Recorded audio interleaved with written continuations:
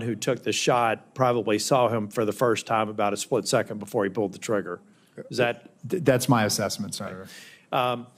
I'm more, well, first off, I'd like to clarify the requests that have been made of a lot of people so that we get the information in a good form. I think it would be helpful, at least all the way back to, I think, November 5th of 2022, I believe, when President Trump announced that he was running for re-election. I think it'd be helpful if we could just get a matrix of any request for additional security, the resolution of that request. Was it honored? Was it denied? Was it downsized? If you could give us that, I think that that's going to be the best way versus giving us mounds and mounds of paper. If you can do that, I know you're looking at the same thing. I've heard from you that any subsequent requests for field requests are being honored. I believe that that's true. Is that your testimony? Yes, sir. Okay, thank you.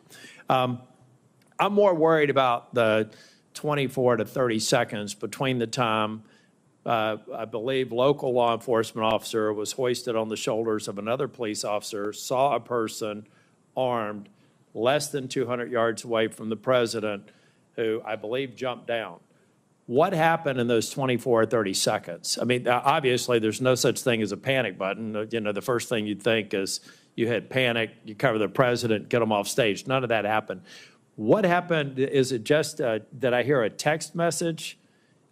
What actually happened in the 30 seconds where a law enforcement officer knew that a gun was pointed in the direction of the president from a fairly short range? What actually did those folks who did have knowledge of exactly what was happening and could probably infer what was about to happen, what did they do?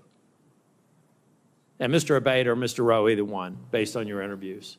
Thank you, Senator. From the interviews, you know, the officers in the immediate vicinity were operating with urgency at that point to get to this person, but he was on the roof. The officer who had looked over the edge, based on what I've been told, the shooter turned toward him with the rifle. That's what the officer observed. So he was under threat himself in that second, so he had to retreat and step down and get back to the ground in order to protect himself and keep him safe from potential rifle fire. But once he got to the ground, along with other officers, there were Butler County local officers, Pennsylvania State Police. They were moving around trying to find someone to get to this guy. We've got an operational problem here because we had more than 20 seconds to have somehow cut through all the crap and the communications, whatever impediments there were, have to be removed. I mean, it's pretty clear to me. First off, that law enforcement officer, I love law enforcement. I wear the back of the blue pin every day. They do great work. Secret Service did phenomenal work on the stage. But they failed because their job is to protect the public. And they needed to put themselves in harm's way to stop him. Now, I'll let the interviews go through, but there was a massive failure. There were at least 2 law enforcement officers that knew a guy was about to pull the trigger at the president. And, you know, I'm just not really happy with the fact that we couldn't have communicated, covered President Trump, and tried to secure the situation. I'm going to let the investigation go through, but I think it's go forward. I think it's very important to point out that we can't let a scenario go in the future where 20 seconds can lapse when a law enforcement officer within 2 football fields of a former president of the United States has material knowledge that somebody's about to get shot at on stage, and we don't have instantaneous response. You know, in the old days, maybe you just shoot a gun in the air. I know for a lot of reasons why they didn't do that, but there had to be some way to actually diffuse that situation. It didn't happen on July the 13th. I just want to end by saying, Mr. Rowe, I think you've been forthcoming in your answers. I know you're frustrated. I've seen you twice now. You're clearly embarrassed by what happened. You don't think there's any reasonable explanation. And to my colleagues who are worried about communications, they should spend time in their local government and state legislatures to understand just how bad communication is between law enforcement and first responders. We need to invest in this infrastructure. That was also a part of the failure. But if you can please get to me and get to this committee a chronology of requests, accepted, denied, and the reasons for, I think that's going to be very helpful. I will, Senator. Thank you. Thank you. Senator Blackburn, you're recognized for your questions. Thank you, Mr. Chairman. Thank you to each of you for your patience and for being here today. Director Rowe, I want to come to you first because a counter sniper has decided to speak out about the culture at your agency, and I think it is very telling. And he sent an email, and I'm going to quote from that. If this agency needs to change, not now, when? The next assassination in 30 days? But here's what I want to talk with you about, because in this email, he says, and I'm quoting again, the motto of the USSS is CYA. And every supervisor is doing it now. That's the end of his quote. So you're the guy in charge. And you're one of those supervisors. You've been a career guy there at the Secret Service. The public has lost trust in the ability to execute the mission, to protect.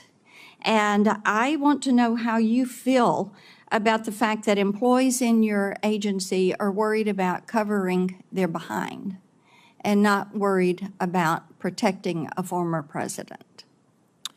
Thank you, Senator. So I am hurt by that email, but not in the way you think I'm saying it. I'm hurt because my people are hurting right now. We need them. Then why did somebody delete the email? I'll get back to you on that, Senator. The agency deleted the email. But look, may I address your question? Yes, please. And I will get back to you Please. as to whether Yes. the email was deleted or not. My agency is hurting. Emotions are raw. I actually want to hear more from that UD officer, that technician. In his email, he referenced that he had spent time serving our nation as a United States Marine, that he is a 20-year professional of the Secret Service. I am committed to being a change agent, meaning I am committed to reviewing some of these things. I looked at the points in his email very quickly. I saw it as I was on my way over here this morning. Yeah. I want to have further conversations, not only with him, Let but me- also the counter sniper unit supervisor. If I may step back in, sir. Yes, ma'am. All right. So you want to talk with him. What about other whistleblowers? What about this culture? Are you going to allow these whistleblowers to speak out? Because it is troublesome if somebody went into the server and deleted that email.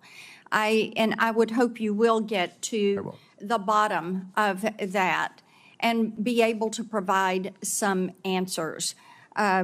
Because this is, as you have heard from both sides, this is a situation that cannot be allowed to happen again, Yes, ma'am. ever. Mr. Abate, and am I saying your name properly? We've heard it pronounced 3 different ways today in the hearing. Abate, Senator. Abate, okay. Thank you.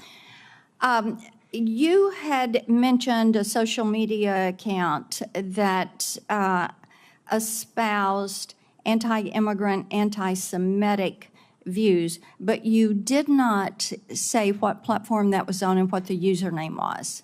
And this is Crooks that we're discussing. Yes, Senator, that's correct. I didn't want to comment on it because we haven't fully confirmed yet, and I thought that as soon as we confirm and certify, Would I you will supply provide that that? to you. And Absolutely. also the age at which he had those feelings. And then we understand that the Gab account is pro-immigration, pro-lockdown, leftist views. Is that accurate? I haven't seen it directly, but I believe from what I've been told, that is accurate. With the Gab account, we're also, though that's been publicly revealed through the CIO and other things, we're still working to certify and verify that that's his account also. But it does have differing points of view, it would appear. Okay. And what age and how fresh is that Gab account? The Gab account, based on my recollection, the comments in there or the messaging is from about 2021, I believe. Okay. And the other preceded that? Maybe he was age 14? Yes, Senator. The other account that we talked about was in the 2019-2020 timeframe, so it would have been in the couple years right before the Gab right messaging. before that. Yes. Are there other accounts that you all are currently verifying and receiving information from? We are. We've, as I mentioned, we've issued a bunch of legal process, and we're still awaiting returns from a number of the companies, to include other social media companies as well. Okay. Well, my time has expired. Thank you for your patience today. Thank you for the information. We look forward to getting more information. And Director Rowe, we are going to hold you to being a change agent because things at the Secret Service absolutely have to change. Thank you, Mr. Chairman. Thank you, and I want to thank our witnesses for your testimony here today. Certainly what happened on July 13th could and should have been prevented from what I have heard today. I'm certainly grateful to our witnesses for their candid answers and for helping to provide additional clarity and new information about the circumstances surrounding this attack. Acting Director Rowe, some of what you have said today conflicts with information and accounts that we have received from local law enforcement that we've had the opportunity to talk with. They have been voluntarily and I will say expeditiously cooperating with our bipartisan investigation, which we certainly appreciate. But we now need to speak with Secret Service agents directly, who are directly involved. And I would say that you need to make them available as soon as possible. Those interviews can't start weeks from now or months from now. Time is of the essence when memories are fresh and you can get the information that is most important to us. So my question for you as we wrap up this hearing, Acting Director Rowe, will you commit to having those agents available for this committee to interview as soon as possible in a matter of days, not weeks, matter of days? Yes, sir. Great, thank you. Certainly the American people deserve to know what went wrong and they deserve accountability for those security failures. And as we continue our bipartisan investigation into security failures that day and any underlying systemic issues, we'll continue working to follow the facts, get clear answers, and make important recommendations to ensure that a security failure like this never happens again. The hearing record will remain open for 15 days until 5 p.m. on August 14th, 2024. For the submission of statements and for the questions for the record, this hearing is now adjourned.